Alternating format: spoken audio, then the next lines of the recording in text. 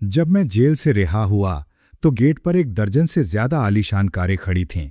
मेरे सैकड़ों साथी मेरा वेलकम करने के लिए घुटनों के बल बैठे थे। अजय और बाकी लोगों ने सबसे आगे खड़ी मर्सिडीज बेंज एस क्लास का दरवाज़ा खोला और मुझसे वापस आकर अपनी पावर संभालने की गुहार लगाई। मैं बस मुड़ा और वहां से चलता बना।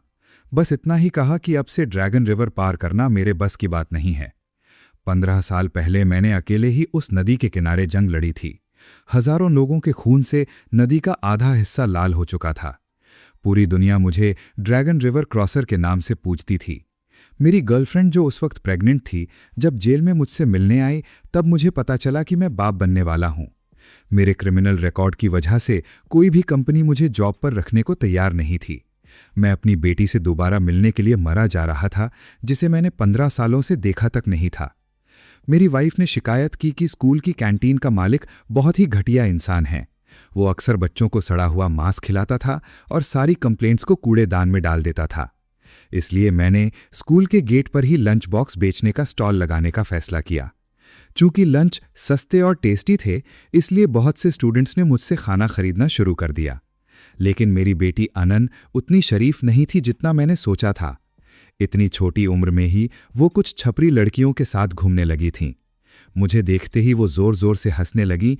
क्यों अनन, क्या ये वही जेल काट कर आया तेरा बाप है?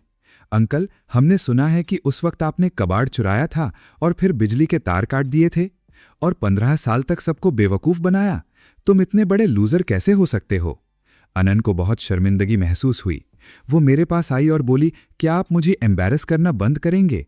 आपने मेरे दोस्तों के सामने मेरी इज्जत की धज्जियां उड़ा दी हैं।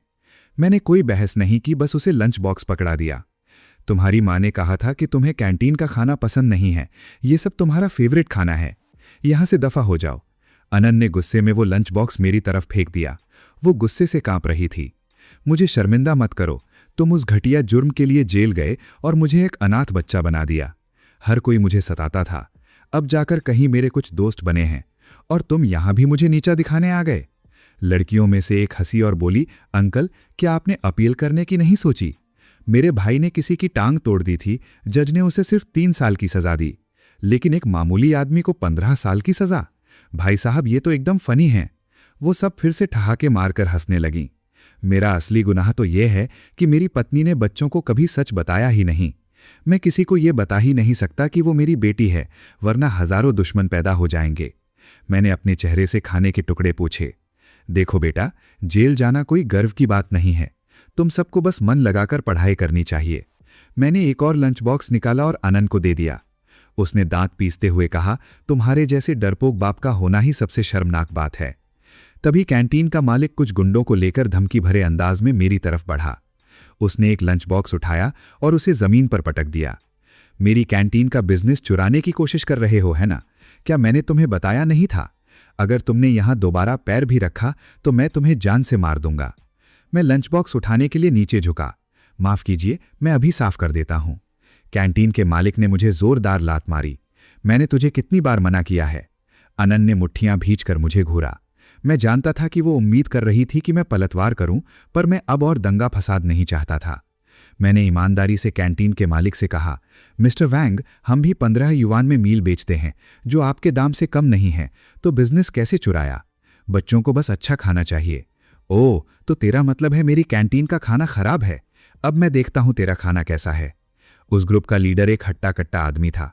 कैंटीन मालिक की बात सुनते ही उसने मेरा स्टॉल पकड़ा और उसे जमीन पर दे मारा। खाने से भली सारी प्लेटें जमीन पर बिखर गईं और सारा कीचड़ मुझ पर गिर पड़ा। मिस्टर वैंग नीचे झुका और मेरे बाल पकड़ लिए। दर्जनों पेरेंट्स मुझे देख रहे थे और मेरी बुराई कर रहे थे, पर कोई कुछ न कर सका। अब तू मुझसे पंगा लेगा? तुझे पता भी है कि अंडरवर्ल्ड में मेरी कितनी पहुंच है। मिस्टर वैंग, अगर आपको मेरा स्टॉल पसंद नहीं है तो मैं यहां से दूर रहूंगा, ठीक है? मेरी ये कायरता देखकर अनन भड़क गई। तुम डरपोक हो, तुम कितने बड़े कायर हो। उसके चिल्लाते ही लाल बालों वाली लड़की ने तुरंत उसका मुंह दबा दिया। पर तब तक कैंटीन मालिक ने अनन को घूर कर देख लिया था। जाना चाहते हो? इतनी आसानी से तो नहीं। पहले कंपेंसेशन की बात करते हैं। मैंने सुना है कि तुम रोज 300 पैकेट्स बेचते हो। इसका मतलब तुम्हारी वजह से मुझे रोज 300 कस्टमर्स का नुकसान हो रहा है। मेरी कीमत 15 युआन पर मील है, यानी रोज का 4500 युआन। तुम यहां 10 दिन से हो। हिसाब बैठता है 45,000 युआन। अभी पेमेंट करो। अनन के होश उड़ गए। मिस्टर वैंग, क्या ये खुलेआम लूटपाट नहीं है? कैंटीन के मालिक ने एक घटिया मुस्कान के साथ उस हट्टे कट्टे आदमी की तरफ देखा। इसने मेरा बहुत भारी नुकसान किया है और अब ये मुआवजा भी नहीं दे रहा। आप ही बताइए मुझे क्या करना चाहिए? उस हट्टे कट्टे आदमी ने जमीन से गिरा हुआ मांस और मिर्च उठाई। मिर्च से ज्यादा तो यहां मांस दिख रहा है। क्या तुझे इस तरह का इल्लीगल धंधा करने के लिए सजा का डर नहीं लगता? उसने कहा और फिर मुझे पीटना शुरू कर दिया। आसपास के स्टूडेंट्स भी ये देखकर बहुत गुस्से में थे। वो खुद घटिया खाना बेच रहे थे और दूसरों को ईमानदारी से काम नहीं करने दे रहे थे। पर ये दुकानदार सच में बहुत बड़ा फट्टू है। अगर मेरी जगह कोई और होता तो अब तक इसका गेम बजा चुका होता। मैंने उठने की कोशिश की, अपने चेहरे से मिर्च का रस पोंछा और अपनी आंखें खोलीं। सबसे पहले मुझे अनान का निराश चेहरा दिखा। अब जब कोई तुम्हें पीट रहा है तब भी तुम चुप रहोगे? क्या बात है छोटी बच्ची, तुझे बहुत फिक्र हो रही है? अगर एक शब्द भी और बोला तो यकीन मान, मैं तुझे अभी इसी वक्त स्कूल से निकलवा दूंगा। नहीं मिस्टर वैंग, मैंने तुरंत उस गुंडे का हाथ पकड़ लिया। मिस्टर वैंग, मैं अब जा रहा हूं। क्या आप मुआवजा चाहते हैं? मैं पूरी रकम तो नहीं दे सकता, आप मुझे अपना प्रॉफिट बता दीजिए। कैंटीन मालिक का चेहरा अचानक ठंडा पड़ गया। वो मेरे कान के पास झुक कर बोला, तुझे क्या लगता है मैं बेवकूफ हूं? क्या मैं तुझे अपना प्रॉफिट बताऊंगा? फिर तो मेरा धंधा ही चौपट हो जाएगा। इतना कहने के बाद भी उसे तसल्ली नहीं हुई।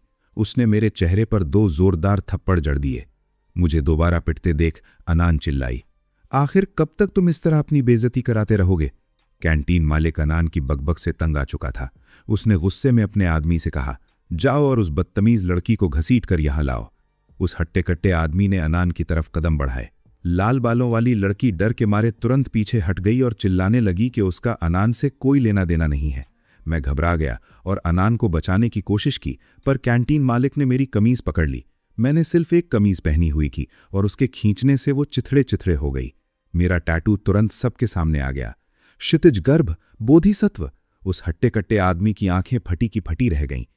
क्या ये वही ड्रैगन रिवर क्रॉस करने वाला टैटू नहीं है? कैंटीन मालिक थोड़ा हिचकिचाया, फिर बड़े कॉन्फिडेंस के साथ उसने मेरे शरीर पर बने टैटू को रगड़ा। क्या ये कोई फेक टैटू है?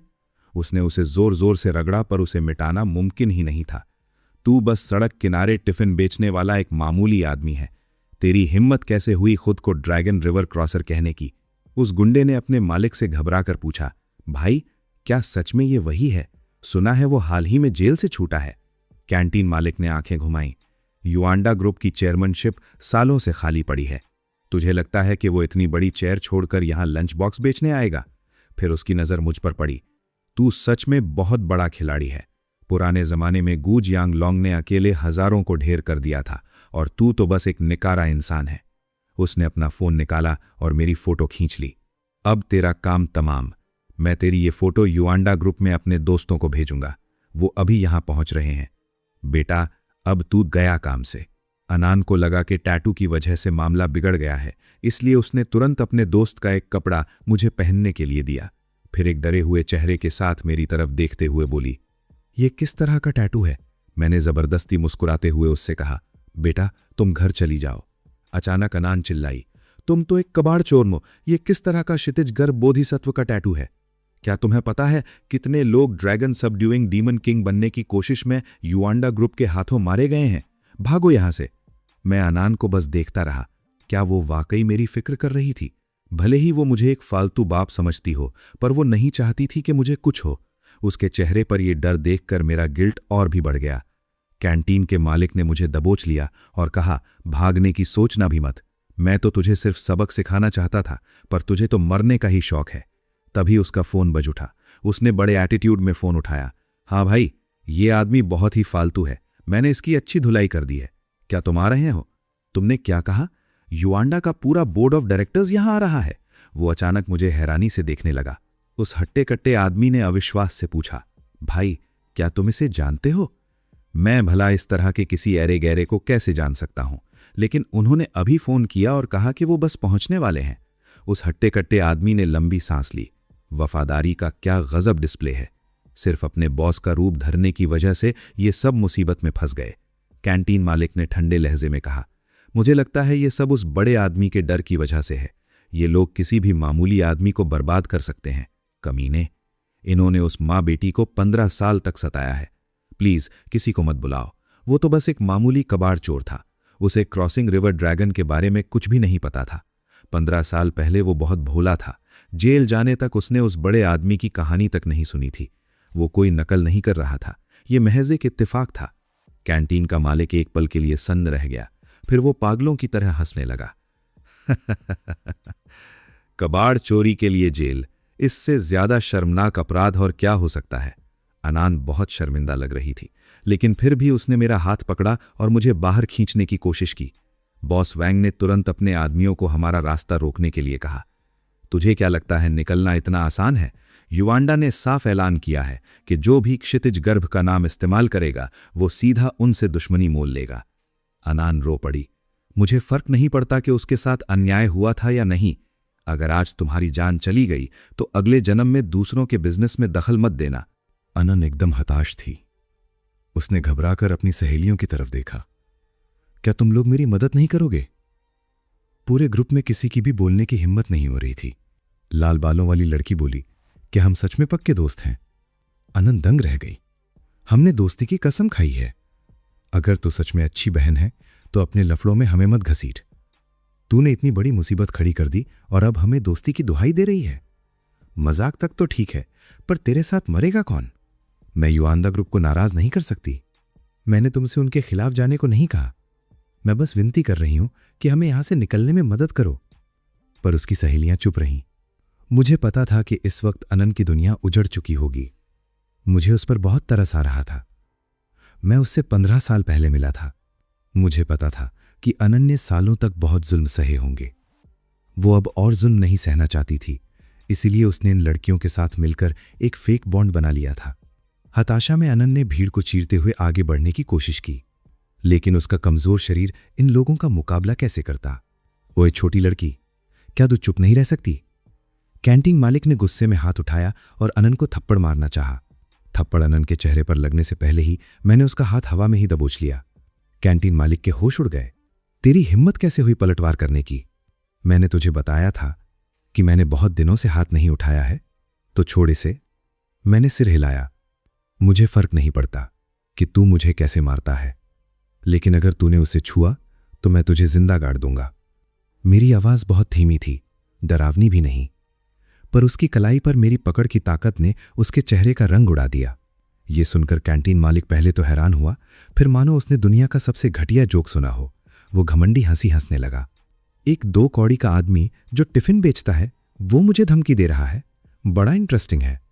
और तो मुझे इस लड़की को मारने से रोकेगा, है ना? ठीक है, अब मैं तुझे मारता हूं और देखता हूं तो मेरा क्या उखाड़ पाता है। हालांकि उसकी कलाई मैंने कस के पकड़ी थी और वो हिल नहीं पा रहा था, फिर भी उसका दूसरा हाथ और पैर आजाद थे।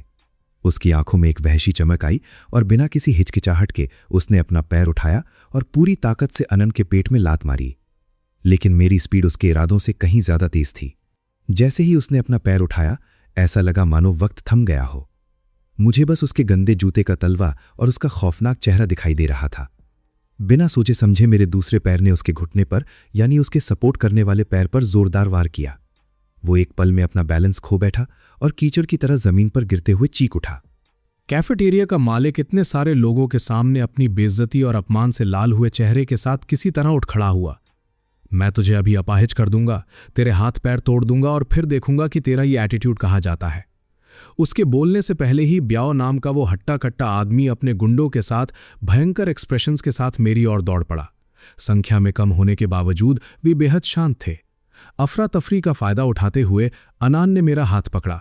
उसकी आवाज आंसुओं से कांप रही थी। भागो, मेरी चिंता मत करो। भूखे भेड़ियों की तरह मेरी ओर दौड़ते हुए उन लोगों को देखकर मैं अजीब तरह से शांत महसूस कर रहा था। बस एक हल्की सी आह भरी। याह, एक शांतिपूर्ण लाइफ न जी पाने की बेबसी के साथ साथ मेरे सामने खड़े इन छपरी लोगों के लिए दया भी थी। मैंने हाथ बढ़ाकर अनान के सिर पर धीरे से हाथ फेरा और उसके बालों से धूल हटाई। क्या तुम कभी ड्रैगन की प्रशंसा नहीं करती थीं? वो रुकी, नम आंखों से मेरी ओर देखते हुए। उसे समझ नहीं आ रहा था कि मैं इस टाइम ऐसी बातें क्यों कर रहा हूं। मैंने उससे धीरे से कहा। मेरी आवाज में वो पावर थी जो मैंने लंबे समय से महसूस नहीं की थी। तो मैं तुम्हें आज दिखाऊंगा।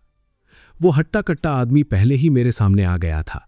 किसी पतीले जितना बड़ा उसका मुक्का हवा को चीरता हुआ सीधा मेरे चेहरे की तरफ आया। आसपास के स्टूडेंट्स डर के मारे कांपने लगे। मैंने बचाव नहीं किया, पलक तक नहीं झपकी। जैसे ही हवा मेरे चेहरे की ओर दौड़ी, मैंने लाइटनिंग स्पीड से उसकी कलाई पकड़ ली। चाहे उसने कितना भी संघर्ष किया हो, उसका चेहरा लाल पड़ गया था। उसका विशाल मुक्का वहीं जम गया था, 1 इंच भी आगे नहीं बढ़ पा रहा था।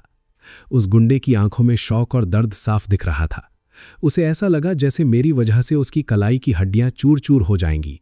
बाकी लोग अपने लीडर को एक ही झटके में हारते देख एक पल के लिए सन्न रह गए। फिर अपनी संख्या का फायदा उठाते हुए मुझ पर हमला करने की कोशिश करने लगे। मैंने बस एक ठंडी सी सांस ली, फिर अचानक पूरी ताकत लगाकर 180 पाउंड के उस आदमी को जमीन से ऊपर उठा लिया और सबसे आगे बढ़ रहे ग्रुप की तरफ पटक दिया। कई लोग ताश के पत्तों की तरह एक के बाद एक गिर पड़े। हड्डियों के टूटने की आवाजें और दर्द भरी चीखें पूरे माहौल में गूंज उठीं। कैंटीन का मालिक सिट्टी पिट्टी गुम हो गया। तुम सब वहां खड़े क्या देख रहे हो? जल्दी करो, इतने सारे लोग मिलकर एक टिफिन बेचने वाले को नहीं हरा सकते। अनन को मौका मिला और उसने मेरा हाथ पकड़ लिया। वो भागने की कोशिश कर रही थी, पर मैं वहां किसी पहाड़ की तरह अडिग खड़ा रहा। अनन रोने ही वाली थी। भागो, अगर युआंदा के लोग आ गए तो सब खत्म हो जाएगा। अगर हम आज चले गए तो ये कल फिर आएंगे और तुम्हें सताएंगे। बेहतर है कि सारी समस्याओं को आज ही एक बार में जड़ से उखाड़ दिया जाए।